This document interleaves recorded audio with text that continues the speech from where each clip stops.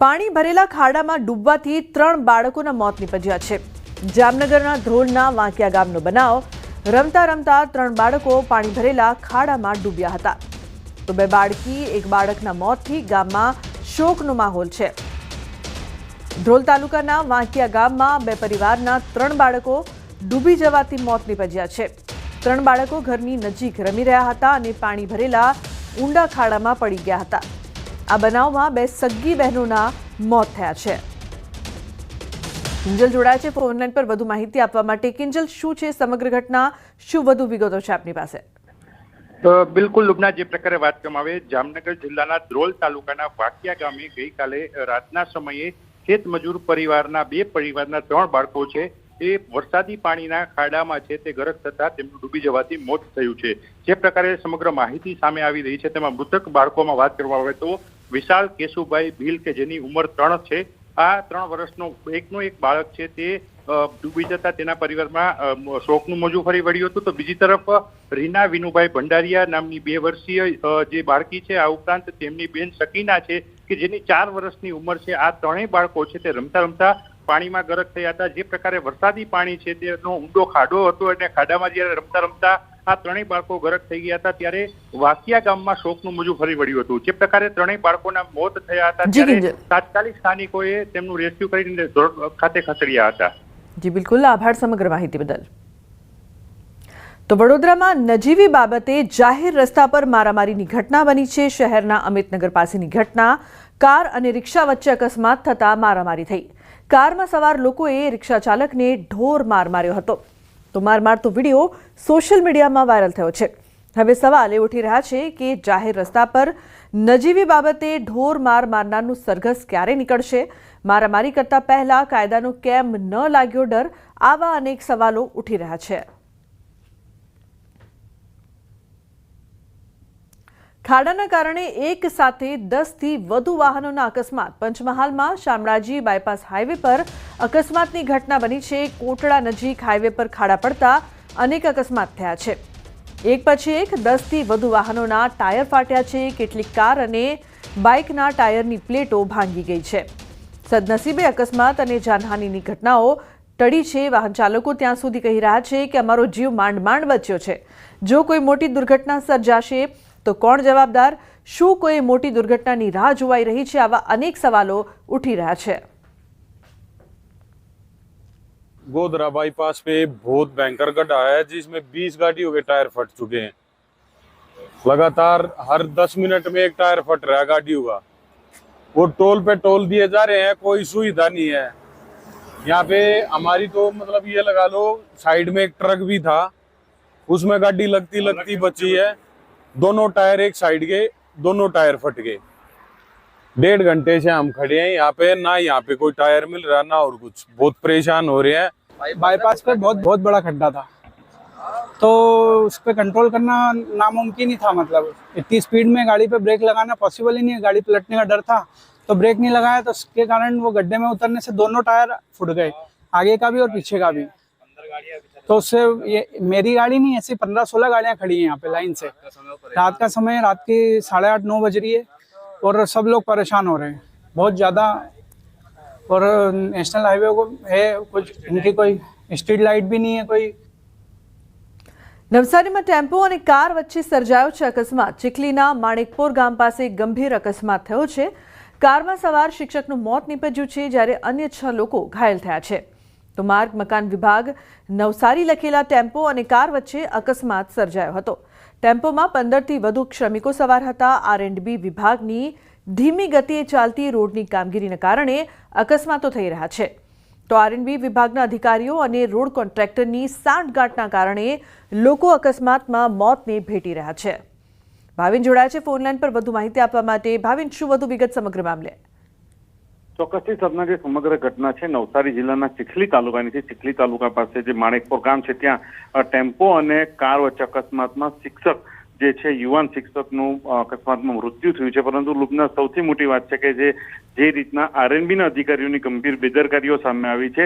જે ટેમ્પો હતો અને એ ટેમ્પામાં 15 થી વધુ શ્રમિકો સવાર હતા અને ટેમ્પા પર આરએનબી નવસારી પંચાયત લખેલું છે, માર્ગ મકાન વિભાગ. એટલે કે સૌથી મોટો સવાલ થાય છે લુબના કે 15 થી વધુ શ્રમિકો આ રીતના ટેમ્પામાં લઈ જવા, એ પણ એક જે 15 થી વધુ શ્રમિકોના જીવના જોખમ આરએનબીના અધિકારીઓ મૂકી રહ્યા છે અને કોન્ટ્રાક્ટરો મૂકી રહ્યા છે. બીજી બાજુ જે રીતના ચીખલીથી બામણવેલ સુધીનો જે 7 થી 8 કિલોમીટરનો જે માર્ગ છે એ 4 મહિનામાં પૂર્ણ કરવાનો હતો, પરંતુ 6 મહિનાથી વધુ સમય થઈ ગયો છે. હજુ સુધી પણ એ રસ્તાનું કામકાજ છે એ પૂર્ણ નથી થયું અને વન વે રસ્તો રાખવામાં આવ્યો છે, જેના કારણે ટ્રાફિકનું ભરણ વધી જાય છે અને કોઈ પણ પ્રકારના સાઇન બોર્ડ નથી મૂકવામાં આવ્યા. એના કારણે આ પ્રકારના અકસ્માતો થાય છે અને અધિકારીઓ માત્ર આવા પ્રકારના અકસ્માતો જોઈને માત્ર દિલાસો આપતા આવે છે લોકોને અને લોકો જ રીતના પરેશાન થાય છે. અને બીજી બાજુ આ રીતના અકસ્માતોમાં લોકો પોતાનો જીવ ગુમાવી રહ્યા છે. ત્યારે સૌથી મોટો સવાલ લુબના એ થાય છે કે અધિકારીઓ ક્યારે જાગશે અને આવા અધિકારીઓ વિરુદ્ધ કાર્યવાહી ક્યારે થશે. બિલકુલ, આભાર સમગ્ર માહિતી બદલ. અન્ય સમાચાર ભરૂચથી. ભરૂચમાં નંદી ત્રીજા માળે ચડી જતા ચકચાર મચી ગઈ. પ્રાથમિક અનુમાન મુજબ નંદી ખોરાકની શોધમાં સીડીઓ મારફતે ધીમે ધીમે ત્રીજા માળે પહોંચી ગયો હતો. ઘટના સ્થળે લોકોની ભીડ ઉમટી પડતા તાત્કાલિક ભરૂચ નગરપાલિકાના ફાયર વિભાગને જાણ કરતા ફાયરની ટીમે નંદીનું સુરક્ષિત રીતે રેસ્ક્યુ કરી લેતા લોકોએ રાહતનો શ્વાસ લીધો હતો.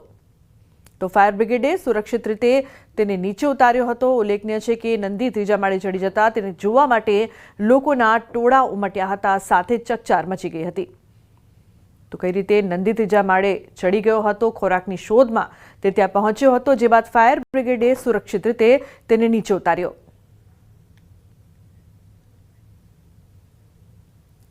ટ્યુશનિયા સરકારી શિક્ષકોના હવે ક્લાસ લેવાશે. મહેસાણામાંથી 4 ટ્યુશનિયા શિક્ષક ઝડપાયા છે.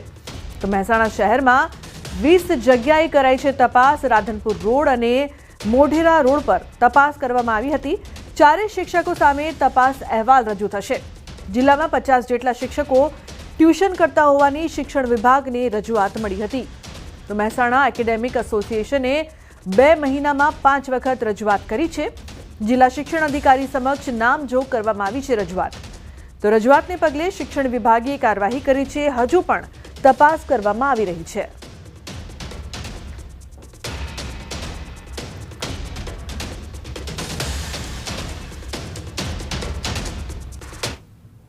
અન્ય મહત્વપૂર્ણ સમાચારની વાત કરીએ તો સંસદના ચોમાસુ સત્રમાં ઓપરેશન સિંદૂર પર ચર્ચા થઈ, જેમાં વિપક્ષના સવાલોનો જવાબ આપતા વિદેશ મંત્રી કહ્યું કે ભારત પાક વચ્ચે કોઈ મધ્યસ્થી નહોતું. સંસદમાં વિદેશ મંત્રી એસ જયશંકરનું મોટું નિવેદન.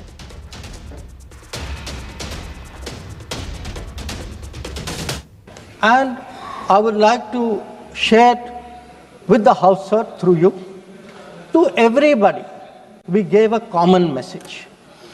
The common message was India is exercising its right to defend itself against terrorism.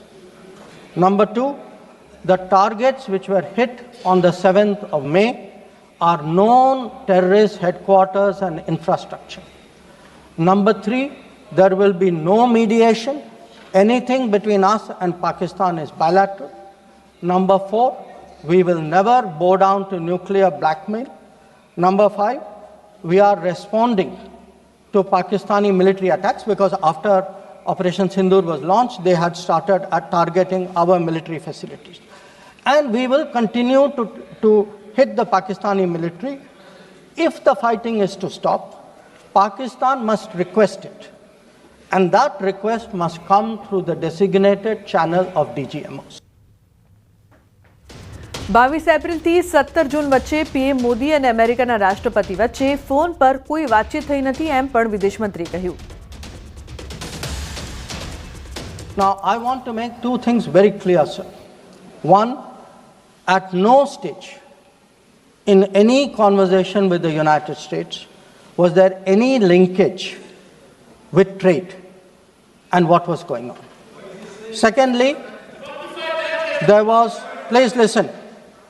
Secondly, there was no call between the Prime Minister and President Trump from the 22nd of April when President Trump called up to convey his sympathy and the 17th of June when he called up Prime Minister in Canada to explain why he could not meet. તો તાપીમાં સોનગઢના છેવાડાના સામરકુવા ગામમાં એજન્સીને કામ કર્યા વિના જ bill ચૂકવી દેવામાં આવ્યું હોવાના આક્ષેપ થયા છે. સામરકુવા ગામમાં જાહેર શૌચાલય સહિત અન્ય કેટલાક વિકાસલક્ષી કામો થયા જ નથી, છતાં એજન્સીને બિલ ચૂકવી દેવામાં આવ્યું હોવાનો આક્ષેપ કરવામાં આવ્યો છે. તો ગામના જાગૃત નાગરિક દ્વારા કરવામાં આવ્યો છે આક્ષેપ. વડી ગામની પ્રાથમિક શાળામાં જર્જરિત ઓરડાને તોડી પાડ્યા બાદ નવો ઓરડો પણ બનાવાયો નથી, જેથી વિદ્યાર્થીઓને કામચલાઉ પતરાના શેડ નીચે અભ્યાસ કરવો પડી રહ્યો છે. ત્યારે સ્થાનિક યુવાને સોનગઢ તાલુકા વિકાસ અધિકારીને ગામમાં આ બાબતે સ્થળ તપાસ કરવા લેખિતમાં રજૂઆત કરી છે.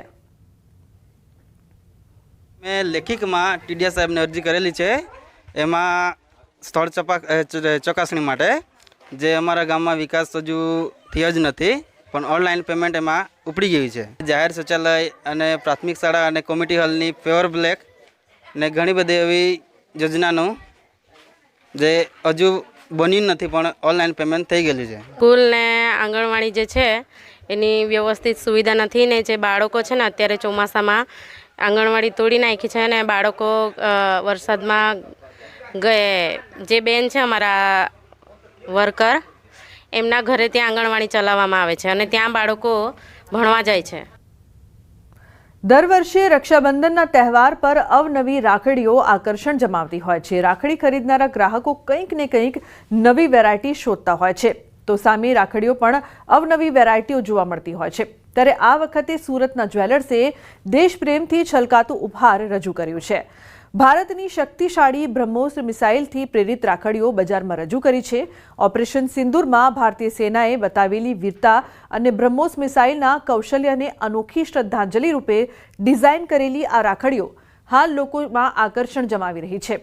આ રાખડીની વધુ એક વિશેષતા એ છે કે તેમાં ભારતના તિરંગાના રંગોવાળી દોરી વાપરવામાં આવી છે.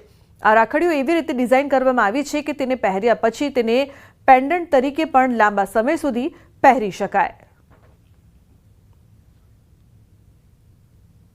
અમે લોકો લાવ્યા છે બ્રહ્મોસ રાખડી. બ્રહ્મોસ જે મિસાઇલ હતી જે મિશન સિંદૂરમાં યુઝ થયેલી હતી ને એના લીધે જ ઇન્ડિયાને વિજેતા, એટલે એનામાં જે સૌથી મેઇન પાર્ટ જે પાડ્યો છે એ બ્રહ્મોસ મિસાઇલે પાડ્યો. એ રીતના જ અમે લોકોએ આવી રીતના બ્રહ્મોસની મિસાઇલની રાખડી લાવ્યા છે ચાંદી અને સોનામાં. તો ચાંદી અને સોનામાં લાવવાનું જે મેઇન અમારું જે ઉદ્દેશ્ય એ હતો કે જે રીતના ઇન્ડિયાને પાકિસ્તાનથી બચાવ્યું છે એ રીતના જ ભાઈ એની બહેનને બચાવતો રહે. રક્ષાબંધનનું જે વિચાર છે એ રીતના એ પાડવતો રહે. हर साल पे कस्टमर की डिमांड रहती है कि राखी में कुछ नया बनाइए सोने चांदी में, तो ये टाइम पे हमने एक अलग ही प्रकार की राखी बनाई हुई है. वैसे हमारे पास में 500 रुपये से लेके नो लिमिट तक की राखी है, जिसमें गोल्ड, सिल्वर, डायमंड, प्लेटिनियम और अभी जो सूरत जिसके लिए फेमस है वैसे लेब्रॉन डायमंड की भी राखी हमारे पास में है. कस्टमर की डिमांड बहुत अच्छी रही ये टाइम पे, पर हमने ये टाइम पे सोचा कस्टमर कुछ नया मांग रहे तो क्या करें, तो हमने अपने जो माननीय प्रधानमंत्री श्री नरेंद्र भाई मोदी और जो अपने भारतीय सेना ने ऑपरेशन सिंदूर जो पार किया था और उनमें जो ब्रह्मोस मिसाइल जो यूज़ किए थे वो ब्रह्मोस मिसाइल की हमने ये प्रतिकृति बनाई हुई है राखी में. હર ઘર તિરંગા અભિયાન અંતર્ગત સુરતમાં કરોડોના રાષ્ટ્રધ્વજ બનાવાઈ રહ્યા છે. અનેક ઉદ્યોગપતિઓને લાખો તિરંગાના ઓર્ડર મળ્યા છે. આ ધ્વજ ફક્ત દેશભક્તિ જ નહીં પરંતુ આત્મનિર્ભરતા અને મેડ ઇન ઇન્ડિયાનું પ્રતીક પણ છે. इस बार देखिए 15 अगस्त हमारे भारत वासियों के लिए एक ऐसा फेस्टिवल है या हमारे देश को नमन करने का एक ऐसा दिन है कि जिसको हर भारतीय मनाता है, मानता है. तो बहुत अच्छे प्रोग्राम्स हैं. झंडे का बहुत प्रोग्राम है और भी जैसे चाहे गुजरात स्टेट है, उत्तराखंड है, यूपी है, इन सब से हमारे पास झंडे के बहुत सारे ऑर्डर्स हैं. उसमें भी अलग अलग साइज़ के ऑर्डर्स हैं. हर घर तिरंगा की जगह हम लोग एक वो तो है ही है, साथ में हर टेबल पे तिरंगा. તો બુલેટિનના અંતે નજર કરીશું ટોપ 3 ન્યૂઝ પર. આજે 12 જિલ્લામાં ભારે વરસાદની હવામાન વિભાગની આગાહી. રાજ્યમાં 24 કલાકમાં 145 તાલુકામાં વરસાદ. ઓપરેશન સિંદૂર પર આજે સંસદમાં બોલશે ગૃહમંત્રી અમિત શાહ.